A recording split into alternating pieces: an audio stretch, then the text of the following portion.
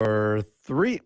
And we are back, folks, here on the Michigan Insider Sports Talk 1050 WTKA online at WTKA.com. Sam Webb, Ira Weintraub, and 1/3 of the MGoBlog Roundtable joins. But I'm like, he What sees makes it this a as line, opportunity. Sam? It's just Right. a line. This is an opportunity. Seth says, okay, now I get it's my show. That's It's right. all me. How how often are we on this show and Craig is going off about 1800s communists or something, and then Brian interrupts because he's got his strong take about it. Actually, Brian always has the same take I do, so I sit back and just let Brian talk because it's well, he just says it better than I do. It's the same thing. JL on YouTube says Seth finally got rid of him. So he can have his day. Right. But listen, I think let's start off. We'll get to some basketball down the line, but it's much happier to talk about Michigan recruiting right now because man, Seth, this is this this is how we thought it was going to be last year, right? After they go to the playoff, this is Right. you're supposed to get a bounce, a boom, a push off of that kind of success, and it never came. And we could see it right away from the guys, the talent that they had coming through campus. Like, man, it's night and day. And now the recruits, now the commitments are starting to come in. Fascinating thing though is it's not coming in for everybody else. There's LSU and Georgia have a bunch of guys in their class right now, and I think Michigan is tied for third. Depending on how you count. It's a little weird right now because some guys that they think they used to recruit as preferred walk-ons end up in the class officially as long as they're ranked. It's a little weird. I can't really tell the numbers, but basically Michigan is recruiting better than anybody right now, and you'd look at how many guys they typically have in a class about now. For a while, classes were building. You look at some of the Brady Hoke years and afterwards, classes were getting up to 13, 14, 15 guys by this point of the year, right? Guys would commit right after signing day for the next class. I think maybe NIL has probably set conversations back. It's just added another dimension to the conversations that people are having. So people were getting nervous that Michigan didn't have a class yet. I'm like, look at everybody else's classes. How many guys does Ohio State have signed? How many guys does Notre Dame have signed? Now, Ohio State's got a problem because some of the guys that they figured would sign with them are signing with Michigan. So, you look at the list of guys that Bill Kurlick was saying was going to be with Ohio State, at the beginning of the cycle, right? He lists 10 guys. Here's 10 guys Ohio State's going after. Michigan now has, I think, 4 of them committed. And another one of them in Robinson, I kind of figure that's just a matter of time, right? So that's Ohio State's recruiting class right there. There's another guy who ended up going to LSU. So I love not just that we're putting this class together early, but we're putting this class together early at the expense of Ohio State, who usually gets these same guys. Yeah, man, it's how it was supposed to be. I mean, they as a staff, I mean, you go down the line and guys are Clink's killing it. You look at Sharon just got another offensive lineman. Jay is always going to recruit. I really like this kid. He has Michigan on Gatlin Bear, who made a huge jump in the rankings out of Idaho. I saw that. Yeah, he's now up to number 40 in the rankings. And this dude is a freak show of an athlete. Like vertical 40. I heard he beat Roderick Pleasant in the 60, who's one of the fastest players in the country. And this is Idaho. And his coach trainer is Colston Loveland's former coach. So Michigan is looking really, really good with him, thanks to Jay. Kirk Campbell has So it's funny. It's interesting how you look at it because clearly he is a different kind of recruiter when it comes to engagement with the guys. I wonder how much of the praise that he's getting is the fact that he's just really good, which he is. Like Kirk is an engaging personality. But you wonder how much of it is that versus just it's not Matt Weiss. Like that's how I feel when I talk to Jaquan Underwood, not EJ Underwood, Bryce Underwood's dad. I get the impression that he just disliked, Weiss so much that he could be talking to Seth Fisher and he'd be like, "Yeah, that guy's so much better," kind of thing, right? I So, doubt it. I doubt it. My sympathy for Weiss is that he's probably a lot like Seth Fisher. Because like what am I going to be getting on and playing video games with high schoolers? No, I get awkward as heck talking to high schoolers, okay? But what I mean, you want to talk about spreadsheets, you want to talk about breaking down film, like I could get super into that. Like you want to have a conversation about Tom Bombadil and whether he belongs in the Lord of the Rings, I could talk about that. But I don't know how much that registers. well, whatever the case, Kirk Campbell is definitely registering, right? And then let's get over to Mike Hart Mm-hmm. because it had long been the case while we were growing up. Seth, the hallmark of recruiting success for Michigan was, what did you do in Ohio? Right. Who did you get out of Ohio? Michigan's Michigan doesn't it, Michigan isn't Michigan without Ohio guys, right? Yeah. That's just what it is. And so around 2007, so that's what, 5 years into Tressel? Is that 5 years into Tressel? How many years into Tressel is that? Six? That's 6 years, yeah. 6 years into 2001's Tressel. his first year, yeah. All right, so it's at that point where Tressel finally shuts Michigan out. Took them Mm-hmm. 6 years because in that mix, like in '03, for instance, Michigan goes and they have a haul. They get Prescott Burgess, who they beat Right. Ohio State for. They get Sean Crable, who they beat Ohio State for, right? I mean, they had a haul that year. I think the next year they get In Mario Massillon. Manning. We used to go to Massillon and Right, grab right, guys, right? Like right. The that is next year. you want to talk about Ohio football. Dude. Massillon is Ohio football. Yeah, And I mean, yeah. Michigan, it was a thing. I mean, top Ohio guys were still coming to Michigan. Mario Manningham in '04, right? So Michigan is still going down there and getting guys. And in '07, so Lloyd's last year, his last recruiting class, Mm-hmm. they get 0 players Yeah. from Ohio. And I remember that, Seth. I remember that being like panic mode. Like, how is Michigan not getting a guy from Ohio? Now, there was intermittent sort of success in Yeah, Rich Rod between. kind of went. Rich Rod went for Ohio. I mean, he went and got Toussaint. He got Shaw. He got they went into Roundtree. I think is JT Turner. JT Turner Turner. was a Yeah, guy. But yeah. so let me be clear. It's not so not getting a guy from Ohio, that is the extreme. Mm-hmm. But now you start to measure, are they getting guys that Ohio State's going after too? Right. Right. And so JT Turner was one of those guys. He was a 5-star. So Rich, he did some things in Ohio, but by and large, it was not the same. Brady came in and he changed it around a little bit. So 2012 and 2013, you're getting Wormley, you're getting Devion Smith, you're getting Kalis. Kyle Kalis, who had been Yeah. committed there, DeMonte Thomas. You're getting guys that Ohio State won. But my point is, that was like every not just that, it were windows. Mm-hmm. But for the last 10 years, Seth, one guy from the state of Ohio that Michigan has gotten that Ohio State had offered. Now, that doesn't mean they didn't get good Ohio guys. Jake Butt didn't have Ohio State offer, right? But Right. it's noteworthy that Mike Hart was able to go down there and get a guy in Jordan Marshall that was at or near the top of their board.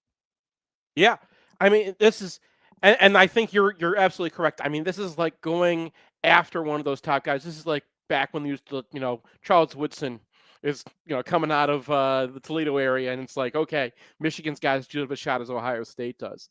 That kind of thing has just not happened, right? Ohio State was coming here. They were coming in, they were walking into Cass Tech and taking Mikey Weber, right? Mm-hmm. So it was happening the other way around. But like the top guys in Ohio, we'd be shut out of. And you're right. Like we would get a Taco Charlton or Jake Butt that Ohio State overlooked. Eric All's another guy, right? And people would be like, and this will continue all up until now. Rod Moore is a guy that coaches in Ohio. We're getting on the message boards and yelling at Bill Kurlick, going, "Hey, how come Ohio State's not offering this guy?" And like, well, we got all these 5-stars from all over the country, and Ohio State's method during this period was, we're gonna get the top guys, right? If someone comes out of Glenville, we get a was it West out of like that guy, like they figure that guy's ours. We're just gonna get that guy, just like they've always gotten Ted Ginn, right? Like that some guys are just born to be Ohio State dudes, and that guy born in Ohio, and they're gonna get him. But Ohio State has been recruiting nationally and focusing nationally and figuring, I can go back and get these 4 stars, the top 250 guys, right? The guys in that like 150 to 300 range, right? I can go back and get those guys whenever I want to. I can wait because the second I offer, Ben Roebuck's coming here, Hmm. right? And I can kind of slow play Jordan Marshall a little bit. Not Michigan Jordan will Marshall. waste their time. Yeah. Yeah. Yeah. Yeah. I mean, they're after him. They want that guy. And they offer him they're gonna talk to him and they're gonna have him on there.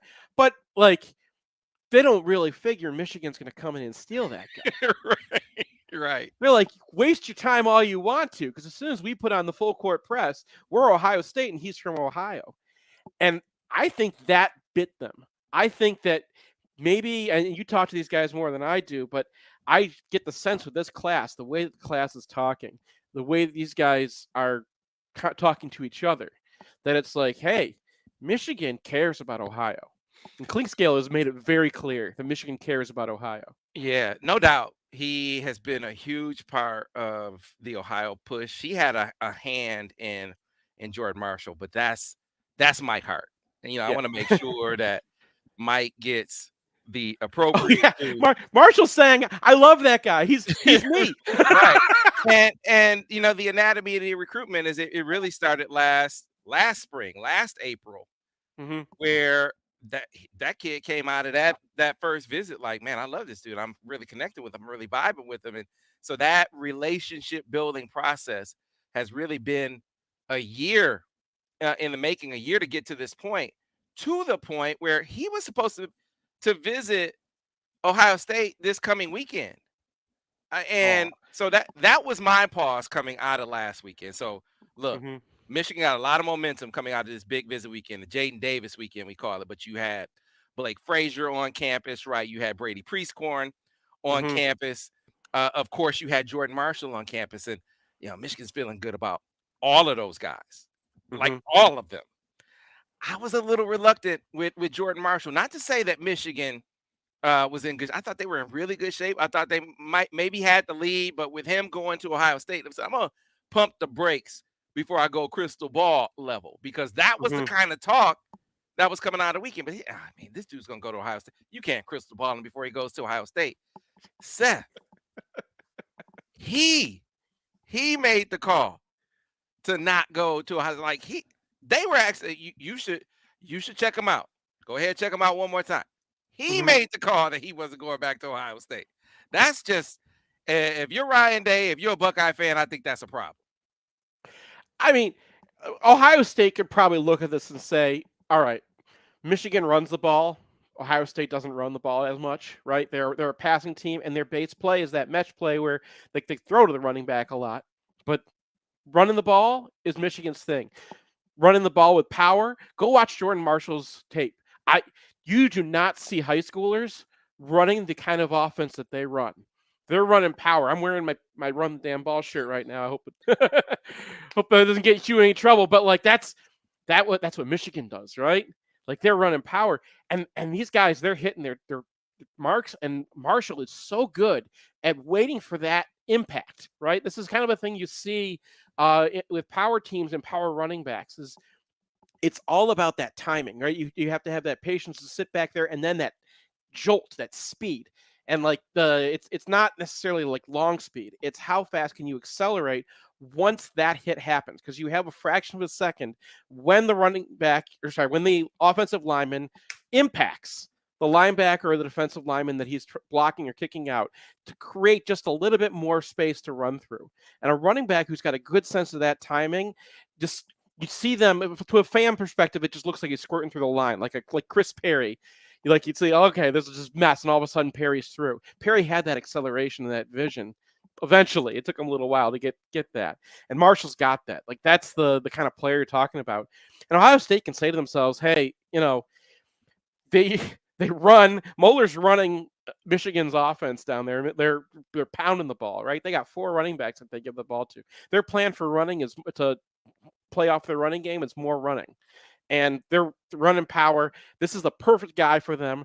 Mike Hart is like the perfect personality fit for them. Like sometimes it's not just the state you're born in that determines where you go to school.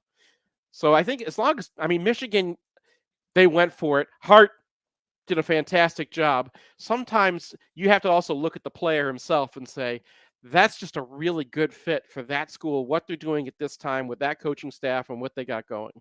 Yeah, you're right. This was our contention. Look, Michigan should get blue chip running backs every year. With Hmm. the way they feature the run game, they should be, top 100 backs every year. So I mean that is a reasonable expectation. Yeah. But to grab that guy from Ohio, even with Michigan having more of a run emphasis than Ohio, is just, man, it's a you know what it reminds me of? It it reminds me of Ohio State's recruiting strategy you mentioned in Michigan. Hmm. So the point man of their turn of Ohio State becoming a factor in Michigan was Kerry Combs. He couldn't coach, but the dude could recruit. Right.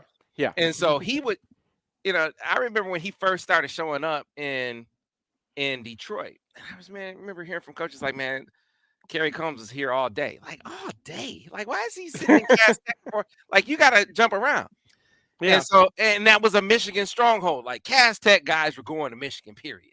Right. If they had a Yeah. Michigan offer, if your name wasn't Vernon Golston, you Up were going. up here too. Like they, Farmington Hills, Harrison, and West Bloomfield are like, right by me, and then like everyone goes to the same burger place on Orchard Lake afterwards, and they like chats it out. And like you would see Kerry Coombs in there all the time, right? Like it's not hard to recognize. He got that white gray hair, like that Right, sticks up, right. right? Like I'd see him in there all the time because I do my business meetings right there too. So I'm like, oh man, Yeah, why?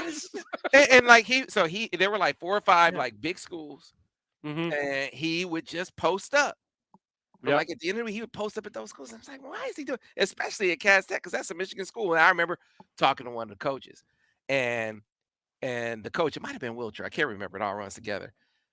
He said, well, I'm gonna spend time here if for no other reason to make Michigan work harder in their own yard. They're gonna Mm-hmm. have to work harder to keep their own guys than just to expect that I could come and get these guys whenever I want them. That that pushes them back a little bit. That helps the Ohio effort too, right? Pushes them Mm-hmm. back off of your yard if they have to Yeah. spend more time in their own. Now, I don't think that Michigan's emphasis in Ohio is just about that. It's just about, oh, you go there because you want Ohio State under Urban Meyer. They said we got this national thing, and then we can come back and get these local guys. You aren't doing it to to elicit that reaction. You're doing it because you think you can have some success in Ohio. I raised that point to say this is how it starts. This is how it started for Ohio State here in the state of Michigan. They went and they got one guy in Mm-hmm. one of the biggest schools that Michigan wanted, and then from that point on, with that barrier being broken down, Michigan had to fight in their own backyard every step. And I think that's where we're at with. I'm telling you, Seth, we're gonna look back and this is where we are with Ohio State right now. Oh yeah, I mean, you saw it. It was this class, the 2023 class, where you really saw the like, and you guys were starting to talk about it. I think we were talking about it off air maybe 2 years ago. You turned to me like, man, they're. I know they don't get any guys in Ohio, but they're planning to this year. They're going into Ohio, and they're not just going to fight for like small time guys. They're going to go fight. But I mean, they're also, they're looking at the Breon Ishmaels and whatever. So it's Michigan has a pretty big scouting network. They can find guys all over the country. They've gone down the south and they've found guys, right? They'll see guys popping up. And you can find those guys pretty much anywhere. And I do think that if someone was from Ohio and like a same prospect or same ceiling or same kind of, same level, right?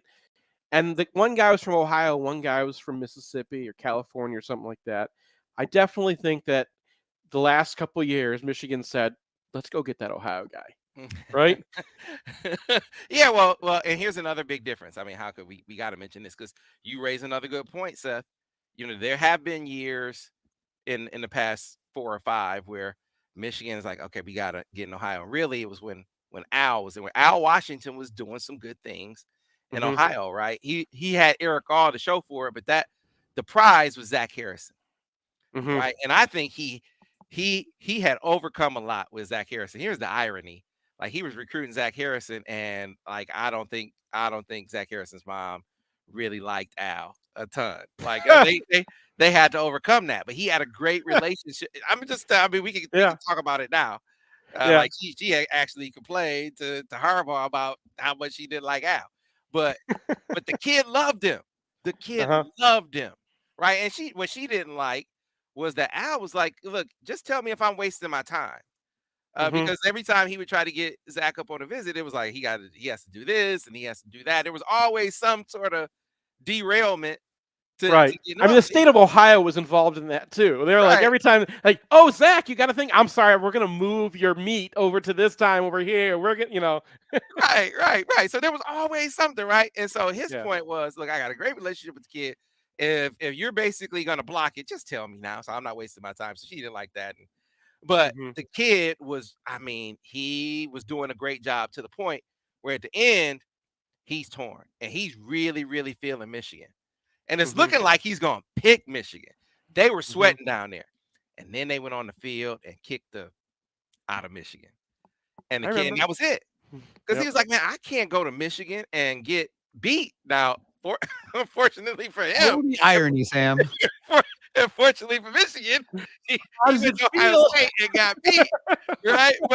But he couldn't see that at that point. Now Hmm. Ohio guys can actually see, man, I could go to Michigan and beat Ohio State.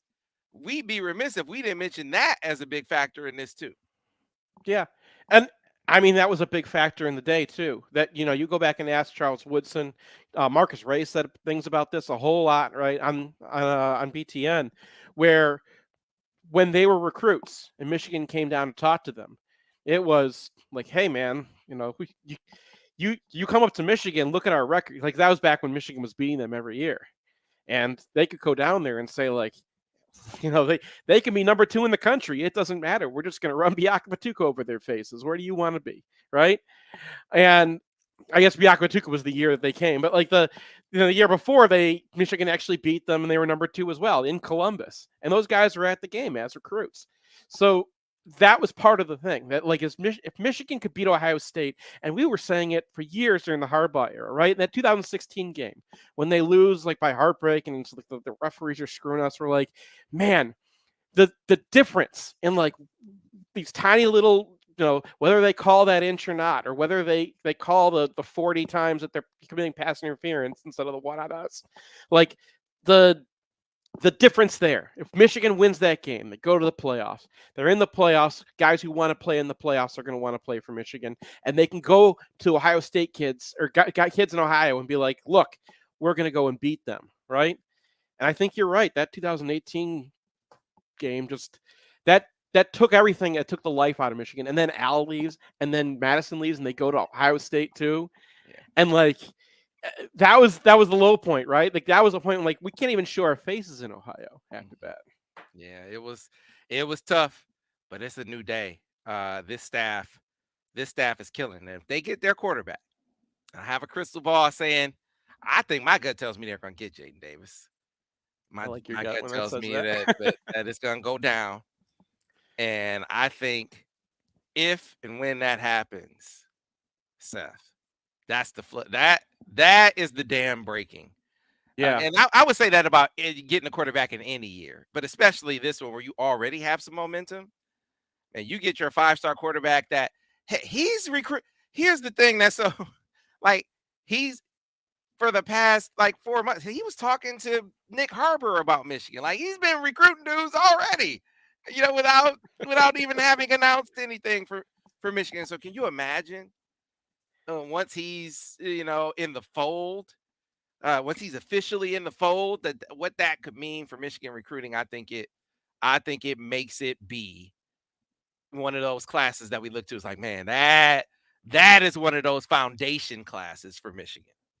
Yeah, I mean that's always been the case, right? Look what JJ did for that class. Going back to my year, look what Drew Henson did for our class, right? Like that class is not coming together. I know this is going way back, and no one else in the world remembers 1998 recruiting that well, but like that, they were spinning their wheels in that class, right? There was kind of this sense that like Ohio State had overtaken Michigan. Yeah, we could go down to Ohio and get some guys, but like, is Lloyd Carr going to get fired? Four loss season. Like when that class was coming together. And then that 97 season happens after most of that class had been recruited already. What really shifted it was when And Michigan was like, and people were like, yeah, they're not going to get him. FSU is going to come in and throw some money at Drew, and then he'll go there, right? That was what everyone kind of thought. Michigan's just way behind the times. And when Drew Henson commits to that class, and then he starts, talking, and he goes and sees Marquise Walker on his own when they throw the ball around, and suddenly Marquise Walker is, on your, Right? and like then they're put talking. There was social media back then, but they're calling David Terrell, right, and saying, "Hey, man, you got to join this too." And now you got like that class came together because of that. And then JJ, my God, like that. You talk about where did Michigan turn around, right? Everyone's saying like, "Hey, where did we go from 2018, and then where we are now?" Right? One of the major factors is JJ getting everybody together in the middle of COVID and having everybody on campus and like that, and like, hey guys, we're going to come win. That kind of confidence, right? Now I'm not saying Jaden Davis is going to be JJ. That's you don't get that guy very often. But having that 5-star quarterback in the class tells them your time here is going to be great. You're going to be part of something fun, right? Yep. Yep. No doubt. Look, there have been those classes that you know, may after their seeming disaster, they come back and there have been those foundation classes. I think 2001 was like that because 2000 and it will go down in recruiting history to me as one of Mm-hmm. those years where maybe the worst year I can remember, where it was just epic loss after epic loss after epic loss. I mean, that was the Travis Johnson year where they're Mm-hmm. they're literally waiting on his NLI. Like they postponed the press. I'll never forget this. We were sitting in the press room waiting for Lloyd to come out, and they delayed it because they think Travis Johnson is sending in his letter, and he sends it to Florida State. He sends it to Florida State. I mean, there was a kid named Daryl Lee they thought they had. Mm-hmm. Kwame Harris, who I was talking to Billy Morrison about this last year, who was their recruiting coordinator at the time. They thought they had him. He goes to Stanford, right? That Charles was Myron Rogers. Rolle year as well. Was that? No, that was that. No, I that was don't think another that was. year. I don't think that was Yeah. my role year, but it was the Charles Rogers year. And Yeah. and Freddie J They were thought he never was. getting Charles Rogers though. Yeah, they were never going to get him in school. Yeah. But he Yeah. thought that he was going that he was in there. They didn't get any of those guys, and then Mm-hmm. they come out the next year to get Marlon Jackson, right? Kelly Mm-hmm. Baraka was in that class, obviously flamed out, but he was a big timer. Pat Massey was a 5-star. Braylon Edwards was an under the radar guy in that class. I mean, you had dudes in that '01 class that were a part of the foundation I think of. Shazer was in that class too. Or yeah. Yeah, Ernie Yeah. Shazor. Yeah, man, it, Yeah. it was it was the comeback class. And so it feels like we're in another window. And folks just, I mean, I was looking at folks saying, well, if if Jaden doesn't commit on this visit or shortly after, then we just need to expand the board. It's like, first of all, pump your brakes. I've been telling people for months, you don't have to worry about Michigan expanding the quarterback board or not expanding the quarterback board. It will happen if it's necessary in a timely fashion. Your panic and concern is misplaced. They have a different approach and a different coach. These are two important variables. So don't be led astray thinking that it's coming. They're blowing it again. I mean, it's Dante Moore all over again. It was never going to be that. New They coach. just lost their quarterbacks coach, and you want this guy to commit in what 2 weeks after, 3 weeks after Right. that happens? Like how much what are you expecting out of this guy, Come on. right? Come on. Yeah, See, you're making too much sense, Seth. So I've been telling people coming off of that hmm and stipulating what I said is true. Just bear with me and assume for the sake of argument that I'm telling you something that I know. That Michigan was not gonna go, past its spring game without right. expanding its quarterback board unless it had reason to think they were okay. So just assume, have a gut feeling that I know what I'm talking about. All right. If they haven't expanded their board right now, shouldn't you be celebrating? Shouldn't you be celebrating? I'm just listen to I me. I don't celebrate. I don't even bother with the NLI now because they can transfer out. And then I celebrate when the guy's on the field, right? Like JJ's sophomore year, he beats out. I'm like, yes, we got the guy. We finally have him. Right? That's when I celebrate. I don't trust anything until then because I mean, I college hear you. football's so weird. But like getting that 5-star in the class, I understand why the impatience. People want the 5-star quarterback in the class because they want the 5-star quarterback going out and building the class. I think that what they need to understand is if you look at everyone else's classes right now, Georgia's recruiting well. Why not? They won a couple national championships, right? Like they're looking good, right? So Georgia is doing well. LSU is doing really well. You know, they got their system down, and Michigan's number 3 right now, I think, in the 24/7 rankings, right? So that's where we're at. Classes are not coming together at the rapidity that they were a few years ago. And it's probably NIL that's changed the conversation a little bit. The fact that you can transfer afterwards probably maybe shifts where schools are looking because they can look in the portal now too, as well as so they're not moving on guys so fast because they need someone to fill a spot. They're going to fill the spots on the field this year with the portal, and I think that a lot of schools are looking more like we're going to fill the future with our recruits. So I think that's changed a lot of things. I think classes are smaller because of the portal. So like actually fewer freshmen are going to get, and more good freshmen are probably going to fall down to lower classes. So when Michigan identifies guys that they want, and they're going for those guys, Michigan's a really good opportunity, especially if you're a running back or an offensive lineman right now. I think that they're in really good shape, and they're in good shape because of the program that they are right now. And I'm not worried at all. Like they're doing just fine for where you're supposed to be at this point. Don't panic, people. I'm just telling you. Yeah. It was Yeah. never gonna be the Dante Moore over again, ever. That was never a concern. If it's necessary to expand the board, they will expand the board in the timely fashion. If you don't see them expanding the board, that's not a sign that they don't know what they're doing. Okay, Yeah. just stop it. We got to get to a break. Okay. Before we get to that break, I got to tell you about an opportunity to make your money grow. Who doesn't want to make their money grow? Right? That's a thing. That's a thing to do. Well, all you have to do is put your funds away and watch them grow with True Community Credit Union. Available for a limited time, the share certificate special. You can earn up to 4.75% APY with a 12-month share certificate with a minimum deposit of $500. Now, some restrictions and conditions may apply, but if you live, work, worship, or attend school in the state of Michigan, you can be a member.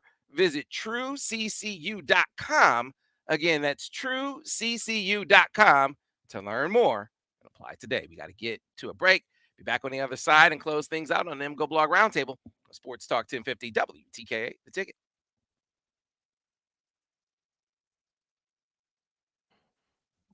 And we are clear on the radio.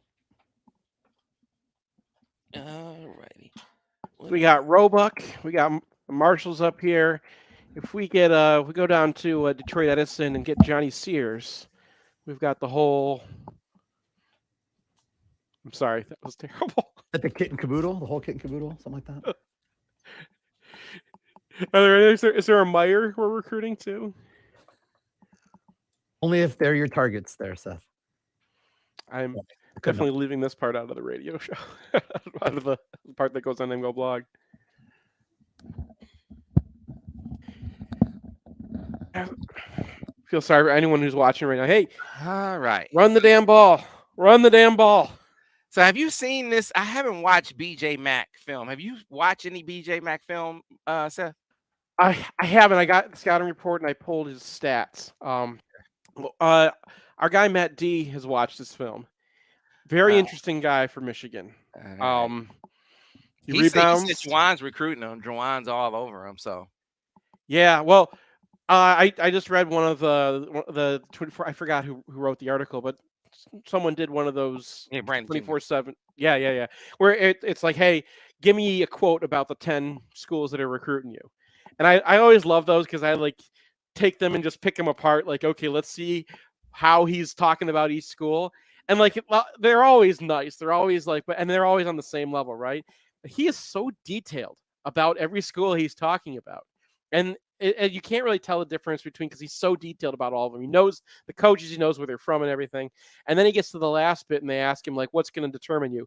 And it's like all Michigan talking points. right? Yeah. It's like you've been through Michigan recruitments before. You know what they talk to about guys, right? They the people love playing for the coach. He treats his players right, right? The education, the after school, like you're coming here and we're talking about 40-year plan. Like anytime a kid talks about a 40-year plan, Yeah. Michigan's been at him, right? All right. And that's what I saw. And the other schools in this list, like there's no Kansas or Kentucky or like some of the schools that like when they get in there, you're like, oh no, right? Duke's not on that list right now. So I think it's I'm not saying we're gonna get the guy, but I'm very interested because he brings a lot of the things that Michigan doesn't have. He shoots from outside. He can play the 4. He can probably guard 2 to 5, and he gets in there and rebounds. And those are some aspects that Michigan just not has. That's what they needed this year, right? They didn't have that 4, so they got to get somebody. And I think he's a pretty good candidate. Yeah. Darren is asking me, can we expect that Jaden announcement soon? Should you expect a Jaden announcement soon? I don't know. Should you expect a Jaden announcement, Darren?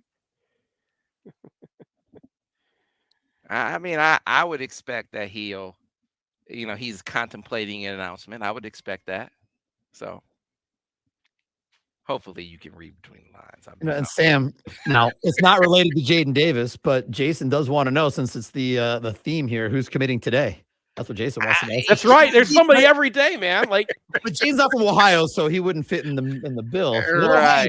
Coming today, Sam. I mean, I would love it if Jaden. I would love it if Jaden announced today. I would love that. That would be very, very convenient for me, but I don't expect that to be the case. I'll just say this: there's every reason to be confident in Michigan's position with Jaden Davis. Extremely confident. And from the standpoint of recruiting, like is Michigan losing ground when it comes to his potential impact as a recruiter by not having him officially in the fold? The dude has been recruiting for months. Seriously. Like I'm talking to Brian Robinson about him, and he tells Brian Robinson on a visit, I want you to play with me, not against me, on the Michigan visit. Like, he's not talking about another school. He's calling Nick Harbor, talking about Michigan, right? And so, look, I say that to say he's already recruiting. Now, if he goes someplace else, I mean, I guess it's obviously not for Michigan, but I don't think that Michigan is losing anything from a timing perspective when it comes to the timing of his announcement. Back on radio in about 1 minute, guys. I say just be patient. Don't panic. And when I tell you something and I put a gut feeling on it, relax. Relax. I'm just riding the show here right now, man. I don't throw gut feelings out there, No, willy-nilly. Yeah, no. Everyone knows gut feeling means for you. Just like when Steve Lorenz's thing is, I wouldn't be surprised if, right? Like, everyone's got their thing. I need a thing. I need to come up with one. I have a thing, Seth. It's called Ask Sam. Yeah. Back on radio in about 20 seconds, guys. I'll count you in. Yeah. So, a little bit of hockey on the way. I'm curious your opinion on Portillo. I asked Spath about it yesterday. I want yours too. Okay. All right, guys, here we go. Taking it to the top of the hour, Sam. It's only about 5 minutes here. Back in 5, 4, 3. And we are back, folks, here on the Michigan Insider Sports Talk 1050 WTKA, online at WTKA.com. Sam Webb, Ira Weintraub, and Seth Fisher holding it down for the entire roundtable today.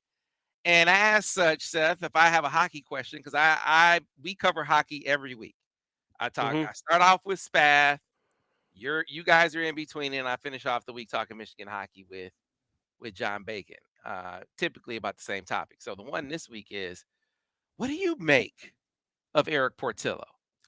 You remember when he was recruited? I mean, he was part of this epic. This was a guy. Stand on his head type of goaltender. At least that's what he was projected to be. Now, it hasn't quite been that. And the knock on Michigan is defense, but you have a goaltender that can be an eraser that can make up for a lot defensively, right? Do you think Eric Portillo can be that guy here in the postseason? Do you think he can be that guy before his career is over? Yeah, Michigan doesn't need him to stand on his head. They need him to stand on his feet because Portillo has just this tendency to just like he'll go down and then he like flops around. He's been getting better about this. But like look at last year, he was amazing. He was one of the top goaltenders in the country last year. And understand what Portillo is. He's big. Mhm. He is a big guy. And big really helps. It's like being a 6'8" offensive tackle. It helps, right? Like you can just start with that, and that gives you a lot of wiggle room because he goes down and there he is. Now he's never wanted to be that just butterfly goalie who just sits there and acts big, right? He challenges puck. He likes to play the puck. I can't think of a guy who likes to play the puck as much as he does, given his skill level with playing the puck. It's always like a little dodgy, right? Like Shields would go and play the puck, but like he looked like a defenseman when he did it. Like this is maybe Al Montoya. I'm trying to think of like another guy who did it, or Blackburn. Maybe he did it too. But yeah, like I think part of the problem is that Michigan right now doesn't have a goalie coach, right? That whole thing went down with Shields, Yeah. which is part of the whole Mel Yeah. Pearson story. And out of it, Michigan doesn't have a coach. Now, this is part of just how we can complain for days about how hockey is run and how like the small schools, we get to make all the rules. And one of the rules is just there's not enough coaches. There's just not enough coaches spots. So you use a spot on the coach for goalie and you don't have a guy for your defense or you don't have a guy for your offense, right? There's not a whole lot of space because you only get a couple assistants. So that probably has affected things because there's nobody just watching film on Portillo, and he's the goalie right now, and saying, here's what you got to work on, here's you got to calm down. And so I think he just gets a little out of his game. And when he's on his game, he's awesome. And he's been awesome last year.